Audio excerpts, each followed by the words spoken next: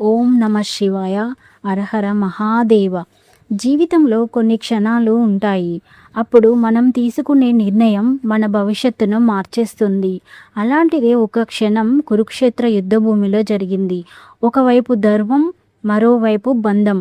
అర్జునుడు అడిగాడు, కృష్ణ, ఎదురుగా ఉన్నది నా వాళ్ళే. నా వాళ్ళతో యుద్ధం చేసేది ఎలా?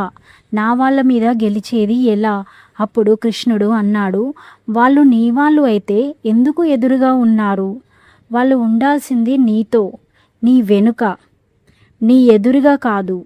ఏ క్షణమైతే వాళ్ళు నీ ఎదురుగా వచ్చి నీతో యుద్ధానికి సిద్ధపడ్డారో అప్పుడే ఆ క్షణమే వారు నీవారు కాదు అని. నీ కర్తవ్యం నువ్వు చెయ్యి అర్జున.